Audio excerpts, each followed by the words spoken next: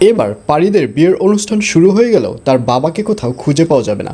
বিস্তারিত জানতে সম্পূর্ণ ভিডিওটি দেখতে থাকুন। আসসালামু আলাইকুম প্রিয় দর্শক, সবার কি অবস্থা? হাজির হয়ে গেলাম দীপ্ত টিভির নিবেদিত দেনা পাওনা নাটকের 87তম পর্বে কী সব ঘটতে চলছে তার অগ্রিম খবর নিয়ে।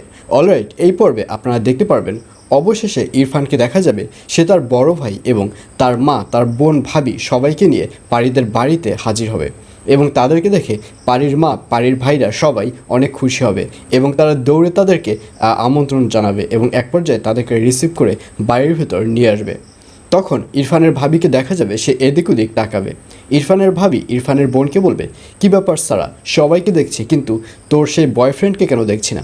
অর্থাৎ ইরফানের ভাবি এবার পল্লবকে মিন করেই কথাটি বলেছে, কিন্তু এই ব্যাপারটি শুনে সারা কোনো কাজেই লাগাবে না। সারা বলবে, ওসব তুমি বাদ দাও। তখন ইরফানের ভাবি বলবে, আমার মনে হচ্ছে যে মদ খেয়েছে সেই টাল এখনও ভাঙেনি, এখনও হয়তো রুমের মধ্যে পড়ে পড়ে ঘুমাচ্ছে। এই বলে তারা দুজনে অনেক হাসাহাসি করবে। আর অন্যদিকে পারীকে দেখা যাবে সে সাজগোজ নিয়ে ব্যস্ত থাকবে, আর তখনই ওখানে তার মা এসে হাজির হবে এবং পারীর মা বলবে, কী ব্যাপার, এখনও কি সে সাজগোজ করছিস? নিচে তো বরযাত্রী এসে হাজির হয়ে গেছে। তখন পারী বলবে, আসলে এই তো আমার এই বাড়ি থেকে শেষ সাজগোজ করা, তুমি একটু আসো না, তুমি একটু আমাকে সাজিয়ে দাও। আর এই কথা শুনে পারীর মাকেও দেখা যাবে সে পারীর কাছে গিয়ে পারীকে সাজিয়ে দেবে। আর তারা এইসব সাজগোজের পর যখন সবাই একসাথে জড়ো হবে, ঠিক তখন সবাইকে দেখলেও পারীর বাবাকে কোথাও খুঁজে পাওয়া যাবে না এবং এক পর্যায়ে পারীর বাবাকে পারীর মা ফোন করবে, কিন্তু তার ফোন নাম্বারটিও বন্ধ বলবে। আর অন্যদিকে পারীর বাবাকে দেখা যাবে তার ব্যাংক অ্যাকাউন্টে টাকাটি না ঢোকার কারণে পারীর বাবা এবার ব্যাংকে গিয়ে আলাপ করবে এবং ব্যাংকে গিয়ে ব্যাংক কর্মকর্তাদের সাথে কথা বলবে এবং তারা সবাই বলবে, ম্যানেজারের সাথে আপনার কথা বলার দরকার নেই।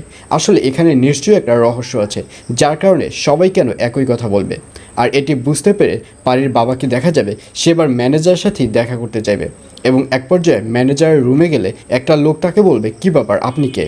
তখন পারীর বাবা সব কিছু তাকে খুলে বলবে যে সে 5 কোটি টাকা লোন নিয়েছে আর এজন্যই তার টাকাটি এখনও ব্যাংক অ্যাকাউন্টে ঢোকে নেয় বিদায় সে ওখানে চলে এসেছে।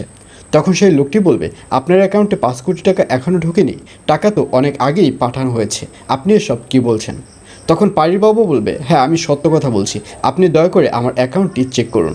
এইসব বলতে দেখা যাবে পারীর বাবাকে। আর এছাড়াও থাকবে আরও আশ্চর্য সকল ঘটনা। সুতরাং সবাইকে দেনা পাওনা নাটকের আগামী পর্ব দেখার আমন্ত্রণ রইল।